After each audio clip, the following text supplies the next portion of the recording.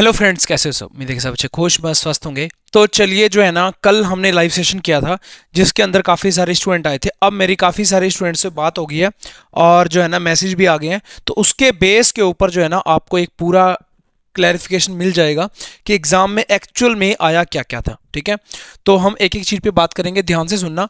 Part A के बारे में भी बात करेंगे कि क्या आया था, कितनी अटेंडेंस थी, कितनी अटेम्प्टेशन थी। ठीक है, इसके बारे में बात करेंगे और प्रीवियस ईयर से कितने क्वेश्चन आए थे उसके बारे में बात करेंगे और सारा बात करेंगे कि कौन कौन से टॉपिक, इसके अलावा भी कौन कौन से टॉपिक है और उनमें से कौन कौन से क्वेश्चन आए थे जो कि आपका कल एग्जाम हुआ था 6 नवंबर 2025 को जो है ना टीजीटी मैथमेटिक्स का डीएसएसबी का। ठीक है, तो चलिए, अच्छा एक चीज़ और मैं आपको बता दूं कि जो हमने करवाया था मिशन डीएसएसबी एप्लीकेशन के ऊपर, जो भी लोग जुड़े हुए हैं उन सबको पता होगा।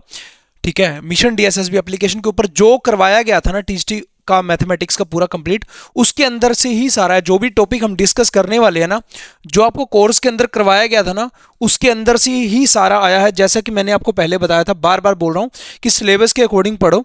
तो सिलेबस के अकॉर्डिंग, जो सिलेबस के अकॉर्डिंग है, group theory, ring theory, number theory, real है, लीनियर है, मैट्रिक स्पेस है, वैसा ही पेपर जो है ना मैथमेटिकल मॉडलिंग है, उस टाइप से ही पेपर जो है कल आपका बना है और नेक्स्ट जो है आपका बनने वाला है। ठीक है, तो चलिए सबसे पहले हम डिस्कस करते हैं पार्ट ए से। ठीक है, पार्ट ए के अंदर जो है ना क्या क्या पूछा गया था, तो यहां पे आप साफ साफ देख सकते हो।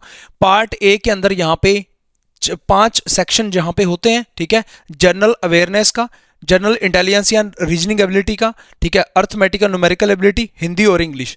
तो यहां पे जर्नल जो अवेयरनेस है उसमें से हिस्ट्री, ज्योग्राफी, करंट अफेयर, इस टाइप की चीज़ें पूछी गई थी और करंट अफेयर से ज़्यादा नहीं, 5-7 सवाल जो है ना करंट अफेयर के थे। 2024 की करंट अफेयर जो है ना पूछी गई थी। ठीक है, 2024 की जो है करंट अफेयर यहाँ पे पूछी गई थी। उसके बाद अगर मैं बात करूँ जनरल इंटेलिजेंस या रीजनिंग एबिलिटी का, तो यहाँ पे बिल्कुल सिंपल रीजनिंग आई थी। और टाइम यहाँ पे जो मैंने स्टूडेंट से बात की है वो लोगों ने बताया कि टाइम कहाँ पे ज़्यादा लगा है। तो टाइम अगर मैं बताऊँ तो यहाँ पे ज़्यादा लगा है टाइम। ठीक है, तो यहाँ पे हम स्टार लगा देते हैं। अर्थमेटिकल न्यूमेरिकल एबिलिटी पे ये टाइम कंज्यूमिंग था थोड़ा, जिसके अंदर यहाँ पे कौन कौन से टॉपिक से क्वेश्चन आए थे वो आप देख सकते हो। प्रॉफिट एंड लॉस से आया था, ठीक है, पाइप एंड सिस्टम से आया था, टाइम एंड वर्क से आया था, पाई चार्ट से क्वेश्चन आया था, सिंपल इंटरेस्ट, कंपाउंड इंटरेस्ट में से, और एवरेज। ठीक है, इसमें से क्वेश्चन आया था। उसके अलावा और भी हो सकते हैं, बट अभी तक जो स्टूडेंट्स ने बताया है वो ये बताया कि अर्थमेटिकल न्यूमेरिकल एबिलिटी में से कहां से क्वेश्चन आ रहा है। और ये जो है ना आपका क्या है, टाइम कंज्यूमिंग था। ठीक है, टाइम यहां पे ज्यादा लग रहा था, बाकी किसी पार्ट में टाइम नहीं लगा।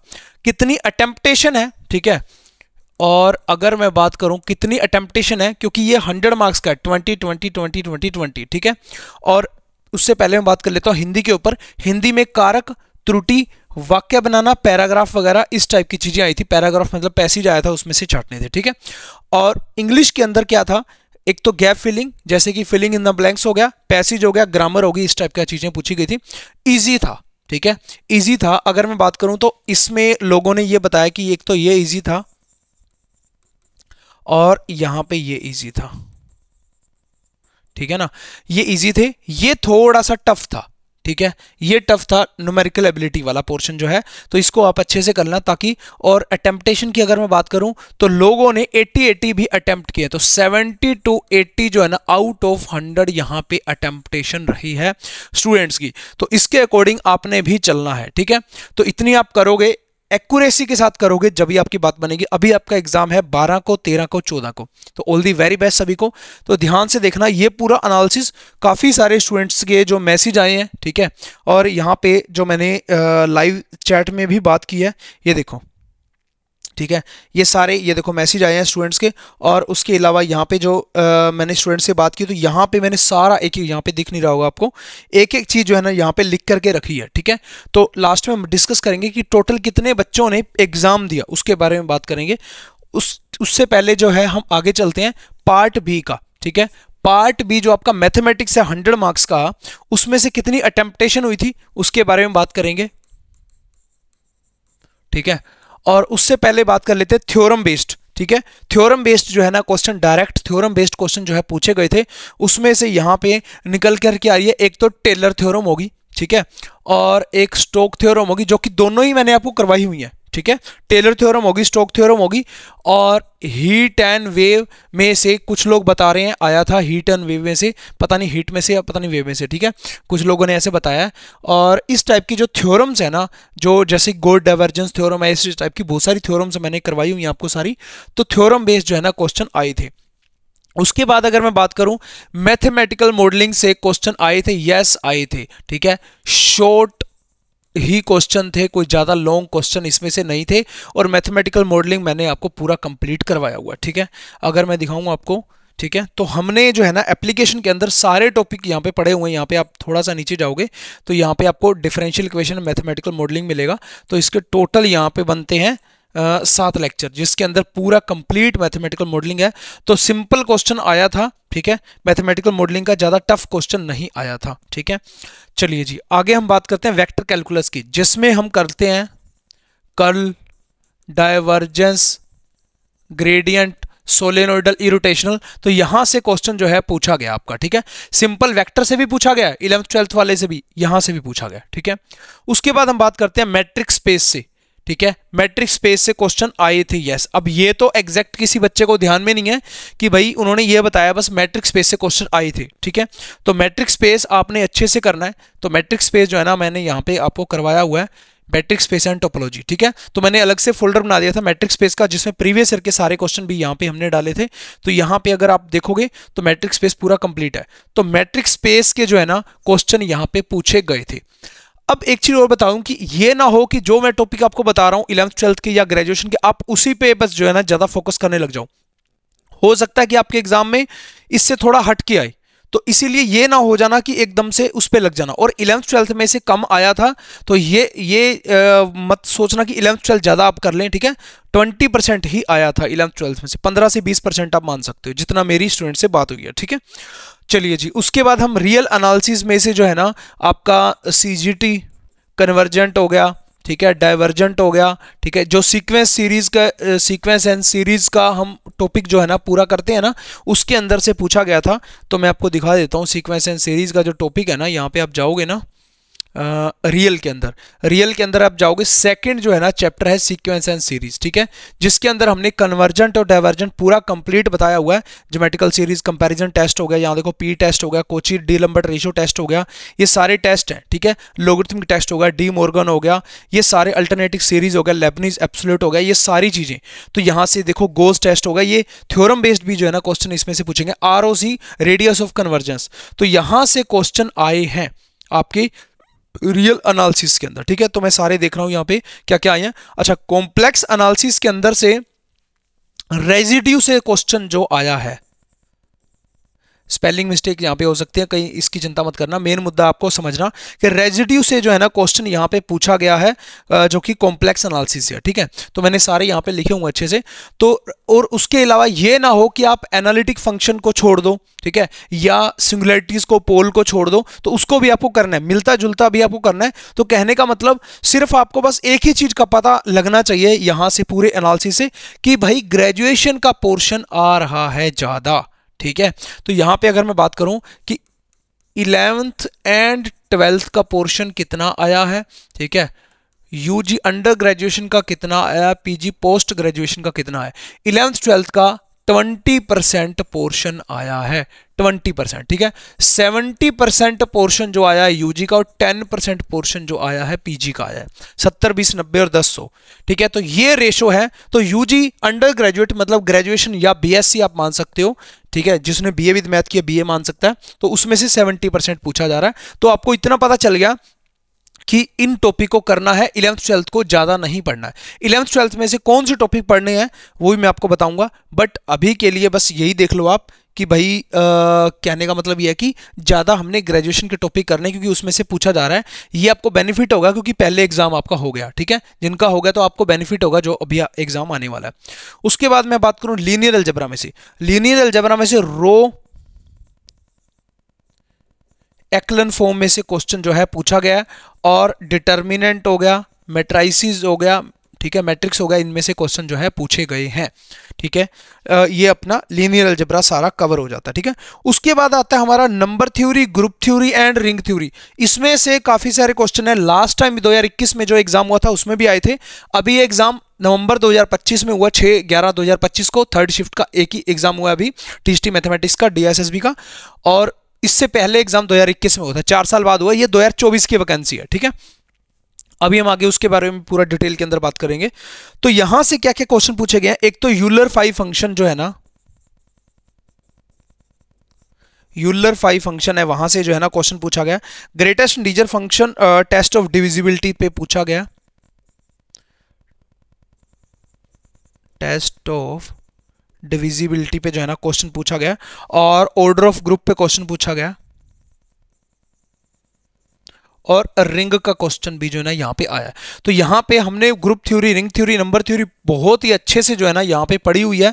मैं आपको दिखा देता हूँ, group theory, ring theory, number theory. ठीक है, तो यहाँ पे नंबर थ्योरी है। नंबर थ्योरी के अंदर हमने यहाँ देखो स्टार्टिंग के अंदर डिविजिबिलिटी हो गया, और उसके बाद यहाँ पे थोड़ा सा नीचे जाओगे तो Euler 5 function, Chinese remainder theorem, ये यूलर 5 फंक्शन। ठीक है, 5 फंक्शन कैसे निकालना है, ठीक है, आई थिंक 528 जो है ना उन्होंने पूछा था। ठीक है, तो ये पूरा अच्छे से मैंने डिटेल के अंदर पढ़ाया हुआ है। और उसके बाद ग्रुप थ्योरी, ग्रुप के ऑर्डर कैसे निकालने, कौन कौन से ग्रुप बनते हैं, कौन सा ग्रुप बनता है या नहीं बनता, ठीक है, वो बताया गया सारा। और उसके बाद एबिलियन ग्रुप हो गया और साइक्लिक ग्रुप हो गया, उसके बारे में यहाँ देखो, साइक्लिक ग्रुप हो गया, एबिलियन ग्रुप हो गया, सब ग्रुप हो गया, प्रॉपर हो गया, सेंट्रलाइजर हो गया, हर कोसेट होगा, हर एक चीज पढ़ाई हुई है।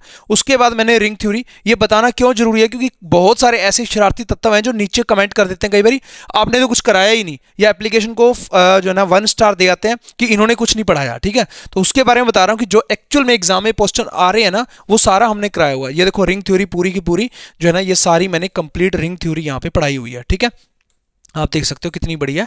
तो यहाँ पे ये पूरा रिंग थ्योरी पढ़ाया हुआ है, तो यहां से क्वेश्चन पूछे गए। उसके बाद आ जाता है आर एंड आई। ठीक है, आर एंड आई क्या है, यहाँ पे रेमान इंटीग्रल। ठीक है, तो यहाँ पे एक और स्टूडेंट ने यहाँ पे दिया था मेरे को, रेमान इंटीग्रल से जो है ना क्वेश्चन पूछा गया है।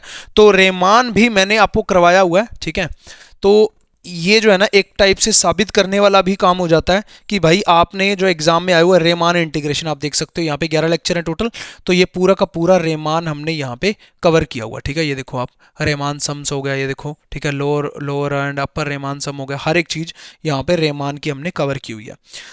चलिए जी, अच्छा एक चीज और बता दूं, सैडल पॉइंट से क्वेश्चन आए हैं। ठीक है, अब ये ओडीपीडी से भी क्वेश्चन जो है ना पूछे गए हैं। यहाँ पे मैंने लिखा गया, चलिए कोई बात नहीं, यहाँ पे लिख देता हूं मैं।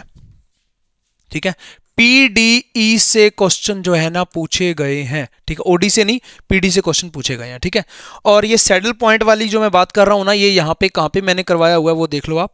ठीक है, और यहाँ पे आप जाओगे ना, एक मिनट, थोड़ा सा बैक आ गए हम गलती से, मल्टीवेरिएट कैलकुलस। ठीक है, यहाँ पे देखो लेवल कर्व हो गया, सरफेस कर्व हो गया, ये सारी चीजें करी हुई है ना।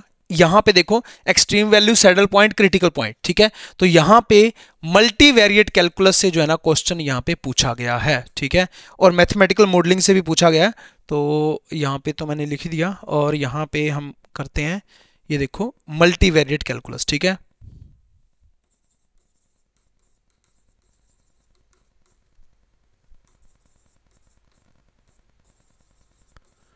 मल्टीवेरिएट कैलकुलस, जैसे कि सैडल पॉइंट वगैरह, इस टाइप से जो है ना क्वेश्चन पूछे गए हैं। उसके अलावा और मैं आपको बता दूं, मैट्रिक्स स्पेस मैंने बता दिया, वेक्टर बता दिया, कन्वर्जेंट डाइवर्जेंट बता दिया, मैक्सिमा मिनिमा से क्वेश्चन पूछे गए हैं, लिमिट, कॉन्टिन्यूटी, डिफरेंशियबिलिटी, कॉन्टिन्यूटी से क्वेश्चन पूछे गए हैं, मैक्सिमा एंड मिनिमा से क्वेश्चन पूछे गए हैं। उसके अलावा कॉन्टिन्यूटी मतलब लिमिट, कॉन्टिन्यूटी, डिफरेंशियबिलिटी वाला चैप्टर आपको पढ़ना है। और उसके अलावा मैं आपको बताता हूं, अभी सर्कल से क्वेश्चन पूछे गए हैं। ठीक है, और पीडी तो मैंने लिख दिया। सेकंड डिग्री डिफरेंशियल इक्वेशन से क्वेश्चन पूछे गए हैं, जो कि हमने पीडी के अंदर पढ़ा हुआ है।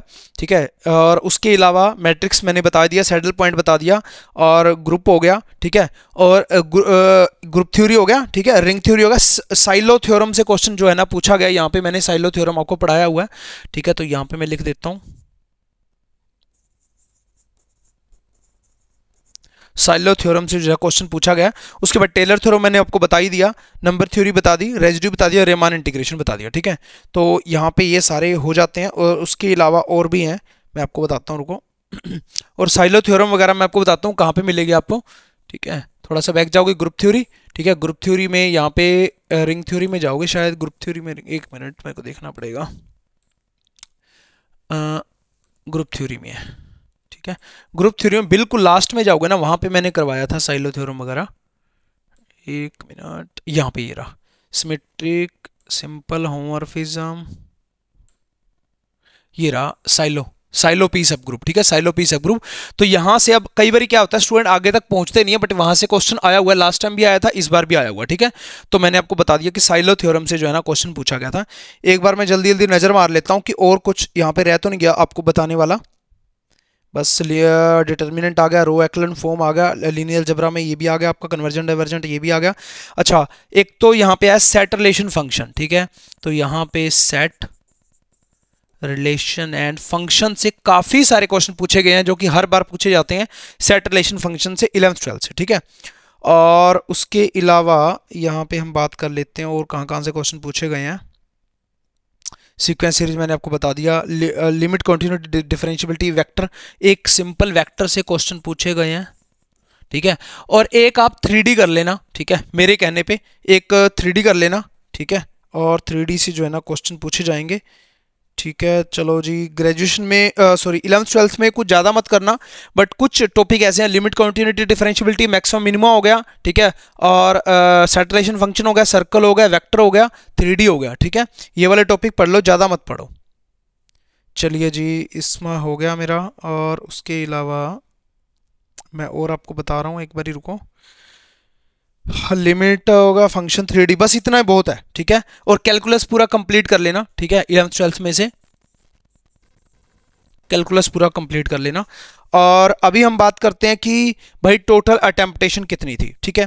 तो जहां तक अभी मेरे को स्टूडेंट्स से बात करके जो है ना पता लगा है कि 100 क्वेश्चन है मैथमेटिक्स के, और 10 मार्क्स की आपकी वो भी आई थी भाई, ठीक है। टीचिंग जो पेडागोगी है ना, वो आपकी 10 मार्क्स की आई थी। यस आई थी, कई लोग बोल रहे थे नहीं आएगी, मैंने आपको बार बार बोला था कि वो आएगी, ठीक है। 10 मार्क्स की आपकी पेडागोजी, सिलेबस के अंदर मेंशन नहीं था, बट पीजीटी वाले सिलेबस में मेंशन था, ठीक है। चलिए भाई, टीचिंग पेडागोजी मान लो या टीचिंग मैथोलॉजी मान लो, ठीक है, या टीचिंग मैथोलॉजी मान लो, एक ही बात है, ठीक है। तो यहाँ पे 10 मार्क्स की आई थी, वो इजी आई थी, लगभग 8-9 क्वेश्चन आराम से हो रहे थे, ठीक है, नॉर्मल लेवल की आई थी, ज़्यादा नहीं आई थी। तो 100 में से जो अभी तक मैंने देखा है कि लोगों ने 70 क्वेश्चन तक भी अटेम्प्ट किए, 60-70 क्वेश्चन। तो यहाँ पे अटेम्प्टेशन जो है ना वो यहाँ से 60 से 70 हो जाती है। अब यहाँ पे अटेम्प्टेशन देखो, यहाँ पे है 70 से 80, तो अगर किसी ने 70 भी लोएस्ट पकड़ के चलो 60 भी किए, ठीक है, 130 क्वेश्चन अटेम्प्ट कर दिए 200 में से, जो कि बड़ी बात है। और ऊपर से क्या है कि अभी जो हम बात करेंगे ना आगे कि एग्जाम में कितने बच्चे बैठे थे, ठीक है, उससे और भी आपको आइडिया लग जाएगा कि आपके चांसेस कितने ज़्यादा हैं जॉब पाने के। क्योंकि बहुत सारे बच्चे तो पहले से ही जो है ना मतलब इतने साल हो गए, एग्जाम नहीं हुआ, छोड़ दी, फिर प्रिपरेशन, किसी की शादी होगी, किसी का कुछ हो गया। मैंने आपको पहले भी बोलता आया हूँ जब से वैकेंसी आई है कि ऐसा होता ही रहा है, ठीक है। तो वहाँ पे बच्चे जो है ना एग्जाम देने ही नहीं गए। तो यहाँ पे टोटल कितने थे वो भी आपको बताता हूँ। तो अगर किसी ने 130 अटेम्प्ट किए तो आराम से उसके 110 नंबर तो बनेंगे ही बनेंगे। तो यहाँ पे जो कट ऑफ की बात रहती है ना, कट ऑफ की बात रहती है, तो मेरे को जहां तक लग रहा है, ठीक है। अब आप कई बार पूछोगे एससी की क्या रहेगी, तो थोड़ी बहुत नीचे रह सकती है। अभी जनरल की मैं बताता हूं आपको, जनरल की कट ऑफ क्या रहेगी, उसके अकॉर्डिंग आप जो है ना थोड़ा सा आइडिया लगा लेना ऊपर नीचे, ठीक है। तो जहां तक मेरे को लग रहा है ना, कट ऑफ जाएगी 105 से 115 तक बस, ठीक है, इतने नंबर जाएगी। क्योंकि एग्जाम को देखते हुए एग्जाम इतना ज्यादा टफ भी नहीं था, मॉडरेट लेवल का था, जिन्होंने पढ़ा था उसके लिए एग्जाम अच्छा था, ठीक है। और बहुत जल्दी क्वेश्चन हो रहे थे, ग्रेजुएशन लेवल के मैथमेटिक्स के जो पार्ट बी के क्वेश्चन थे वो स्टूडेंट्स ने बताया मेरे को, ठीक है, उसके अकॉर्डिंग मैं आपको बता रहा हूं। अब मैं आपको बताता हूं कि भाई ये जो पोस्ट कोड है ना, यहाँ पे 803/24 2024 की वैकेंसी थी, 25 में एग्जाम हो रहा है, ठीक है, डीओई और एनडीएमसी का मिक्स करके हो रहा है। तो यहाँ पे टोटल नंबर ऑफ कैंडिडेट जो आने थे 6676 बच्चों ने पेपर देना था, बट यहाँ पे पेपर दिया कितने लोगों ने वो मैं आपको बता रहा हूँ, 277 लोगों ने पेपर दिया है, 37.10% जो है ना ये रेशो रहा है। 2470 बच्चों ने पेपर दिया है, मतलब वन थर्ड बच्चों, मतलब 37%। सोच रहे हो आप, 37% बच्चों ने पेपर दिया, तो आप मान के चलो 40 ने दिया है, 63% बच्चे आए ही नहीं, उनके साथ तो कंपटीशन है ही नहीं आपका। तो अभी जो एग्जाम होने वाला है नेक्स्ट, ठीक है, 12 13 14 को ना, एक मिनट मेरे पास लिखा हुआ है, ठीक है। तो यहां पे अभी जो एग्जाम आपका होने वाला है ना, एक मिनट रुक जाओ बस, इसमें मैंने लिखा हुआ है सारा एग्जाम डेट है, हाँ ठीक है, 12 13 14 नवंबर को, ठीक है। उस टाइम 3 शिफ्टों में एग्जाम है, तो आपके लिए गोल्डन चांस है, ठीक है। आप एग्जाम देंगे क्योंकि बहुत कम बच्चे एग्जाम दे रहे हैं, ठीक है, और आपके चांसेस ज़्यादा है, हाई चांसेस हैं जॉब लगने के। तो ऑल दी वेरी बेस्ट सभी को, अच्छे से एग्जाम देना। मैंने पूरा कंप्लीट जो है ना आपको एनालिसिस कर दिया है। ये उन्होंने खुद DSSB की ऑफिशियल्स जो है ना उन्होंने ट्वीट किया था, ये जो इन्फॉर्मेशन है ये वाली, वहाँ पे जाके आप देख भी सकते हो, ठीक है। और मैं टेलीग्राम ग्रुप के अंदर भी डाल दूंगा। और एक चीज़ और बताऊं मैं आपको, टेलीग्राम ग्रुप सब लोगों ने ज्वाइन कर लेना, मिशन DSSB का, ठीक है। इसमें टाइम टू टाइम सारी अपडेट मिलती रहती है, क्योंकि पहले वाला ग्रुप हमारा हैक हो गया था, तो ये वाला ग्रुप ही अभी चल रहा है, ठीक है, तो लेटेस्ट वाला। और एक व्हाट्सएप चैनल है, वो भी ज्वाइन कर लेना, नीचे डिस्क्रिप्शन में लिंक मिल जाएगा। और हमारा जो फास्ट ट्रैक कोर्स चल रहा है, अगर कोई अभी भी लेना चाहता है तो वो भी ले सकता है, ठीक है। DSSB का जो फास्ट ट्रैक कोर्सेज है सिर्फ 999 के अंदर वो मिल जाता है, बट अभी लेने का फायदा नहीं है, अभी तो बहुत कम दिन रह गए। कुछ लोग लेना चाहते हैं तो ले सकते हैं भाई, कुछ दिन अभी पड़े हैं 5-6 दिन, तो ये वाले टॉपिक ट्राई करना चाहते हैं जो मैंने आपको दिखाई, ये सारे टॉपिक मैंने यहाँ पे आपको पढ़ाए हुए हैं, ठीक है। तो 11th 12th का बता दिया, कितने परसेंटेज आएगा, कितनी अटेम्प्टेशन लोगों ने की है वो भी बता दी, कितनी अटेंडेंस है मैंने वो भी बता दी। तो मैं एक बार देख लेता हूं कि मैं क्या क्या बताने आया था, सारा कुछ बताया या नहीं।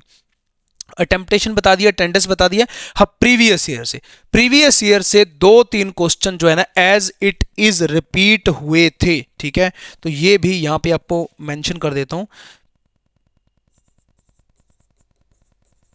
प्रीवियस ईयर से जो है ना 2-3 क्वेश्चन जो है ना रिपीट हुए थे,